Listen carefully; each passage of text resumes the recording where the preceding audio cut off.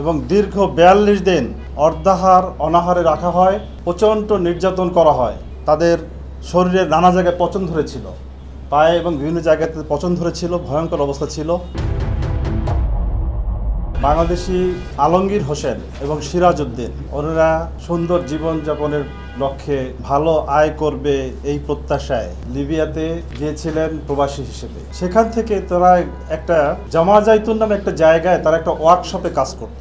সেই ওয়ার্কশপ থেকে লিবিয়ার মিলিশিয়া গ্রুপ এবং বাংলাদেশি একটা চক্র যারা জিম্মি নাটক করে এবং এই নাটকের মাধ্যমে তারা বাংলাদেশে অবস্থানরত ভিকটিমদের পরিবারদেরকে লাইভে রেখে, অনলাইনে লাইভে রেখে ইমোতে বিভিন্নভাবে শারীরিক টর্চার করে এবং প্রত্যেকের পরিবারের কাছে 22 লক্ষ করে টাকা তারা মুক্তিপণ চায়।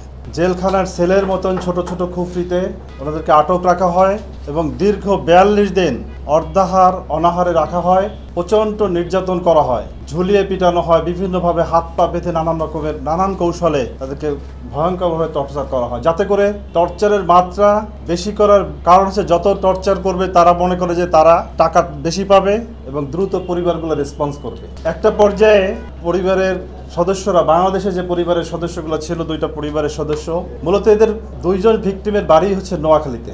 একজনের বাড়ি চাটখিলে, নোয়াখালী চাটখিল, আরেকজনের বাড়ি বেগমগঞ্জে। কিন্তু তাদের পরিবার ঢাকায় থাকে, বাদীপক্ষ ঢাকায় থাকে। তারা যখন উপায়ন্তর না পেয়ে প্রথমে তারা এই জিম্মিকারী গ্রুপদেরকে প্রথমে 1.5 লক্ষ টাকা দেয় এবং পরবর্তীতে 4 লক্ষ টাকা দেয়। এই 1.5 লক্ষ টাকা দেওয়ার পরেই তারা জীবন বাঁচানোর তাগিদে, এই ভিকটিমদের জীবন বাঁচানোর তাগিদে তারা প্রবাসী কল্যাণ মন্ত্রণালয়ে বিভিন্ন জায়গায় ধর্ণা দিয়েছে যাতে করে ভিকটিমদেরকে উদ্ধার করা যায়। এবং এরপরেই আমাদের কোনোভাবে তারা জানতে পারে যে আমি যখন পিবিআই নরসিংদীতে পুলিশ সুপার হিসেবে ছিলাম গত বছরে, আপনারা অনেকে জানেন, আমরা ভিকটিম রোমেলকে উদ্ধার করে নিয়ে এসেছিলাম এবং আমরা আপনাদের একটা সাক্ষাৎকার দিয়েছিলাম পিবিআই হেডকোয়ার্টারে। তারা জানতে পারে যে লিবিয়া থেকে আমরা ভিকটিমকে উদ্ধার করেছি, যার ফলে তারা আমাদের পিবিআই হেডকোয়ার্টারে, আমাদের পিবিআইয়ের অতিরিক্ত আইজিপি জনাব মোস্তফা কামাল স্যারের কাছে ওনারা যান, পরিবারের পক্ষ থেকে তাদের জীবিত উদ্ধার করার জন্য এবং তাদেরকে রক্ষা করার জন্য, সেভ করার জন্য নানাভাবে অনুরোধ করেন। শুরু থেকে আমরা অধিগ্রহণ করে এই মামলাটা তদন্ত শুরু করি এবং প্রথমে যে ভিকটিমের পরিবার 1.5 লক্ষ টাকা দিয়েছিল, ওই কানেকশনে আমরা বিভিন্ন তথ্যপত্র কালেকশন করি এবং সেখান থেকে আমরা রাজশাহী থেকে রাসেল হক নামে এক ছেলেকে আমরা বোয়ালিয়া থেকে আমরা গ্রেপ্তার করি এবং রাসেল হকের দেওয়া তথ্য মতে আমরা বেশ কিছু তথ্য পাই যে যারা তার আত্মীয় স্বজন যারা লিবিয়াতে রয়েছেন এবং এই চক্রের সাথে জড়িত। কিন্তু তাদের অত্যাচার টর্চার কিন্তু থামেনি, ভিকটিমদের উপরে অত্যাচার টর্চার থামেনি।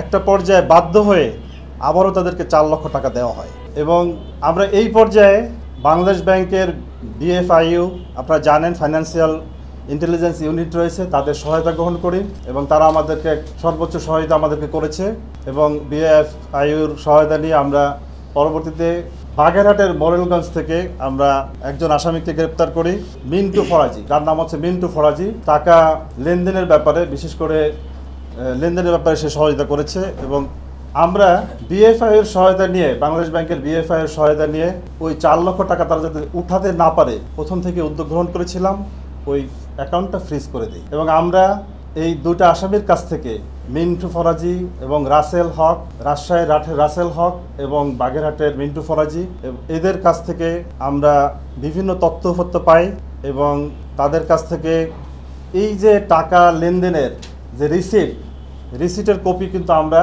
তাদের মোবাইল ফোন থেকে পাই, এটাও আমরা জব্দ করেছি এবং তাদের ফোন, 2টি ফোন এবং আমরা তাদের 4টা সিম কার্ড আমরা জব্দ করি এবং তাদের বিভিন্ন সময় যে কমিউনিকেশন এবং ছবি এবং ভিডিও আমরা এগুলো জব্দ করতে সক্ষম হয়েছি।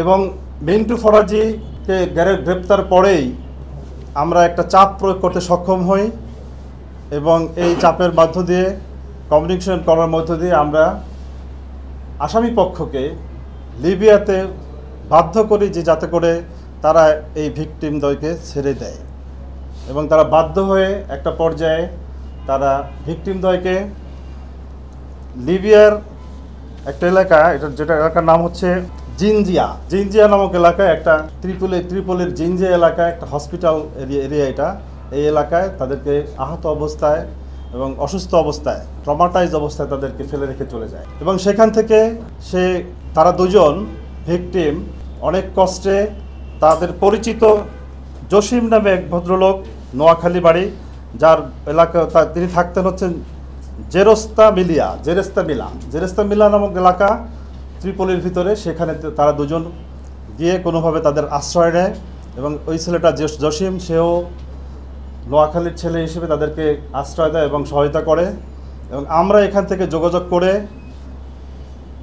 আমরা ব্রাক ইমিগ্রেশন নামে একটা প্রতিষ্ঠান আছে, আপনারা জানেন, ব্রাক ইমিগ্রেশনের সহায়তা নেই। এবং IOM নামে ইন্টারন্যাশনাল একটা অর্গানাইজেশন আছে, জাতিসংঘের একটা programme, IOM international organization for migration, এই IOM এর আমরা সহায়তা নেই যাতে করে এই ভিকটিম দুজন সঠিক চিকিৎসা পায় এবং তারা যাতে শেল্টার হোমে থাকতে পারে, যেহেতু তারা ছিল অবৈধ এবং তারা ছিল প্রচণ্ডভাবে অসুস্থ। তাদের শরীরের নানা জায়গায় পচন ধরেছিল, পায়ে এবং বিভিন্ন জায়গাতে পচন ধরেছিল, ভয়ঙ্কর অবস্থা ছিল। ভিকটিমদেরকে উদ্ধারের জন্য ঢাকা সিটির বিভিন্ন জায়গায়, নারায়ণগঞ্জের বিভিন্ন জায়গায়, রাজশাহীর বিভিন্ন জায়গায় এবং বাগেরহাটের বিভিন্ন জায়গায় আমরা অভিযান পরিচালনা করেছি। এবং এই আসামি গ্রেপ্তারের মধ্য দিয়ে তাদের প্রেশার ক্রিয়েট করে এবং IOM, ব্রাক ইমিগ্রেশন, BFIU এবং সর্বশেষ আমাদের বাংলাদেশ পররাষ্ট্রের লিবিয়ার যে অ্যাম্বাসি, তাদের সহায়তা নিয়ে আমরা ভিকটিমকে বাংলাদেশে নিয়ে আসতে সক্ষম হয়েছি।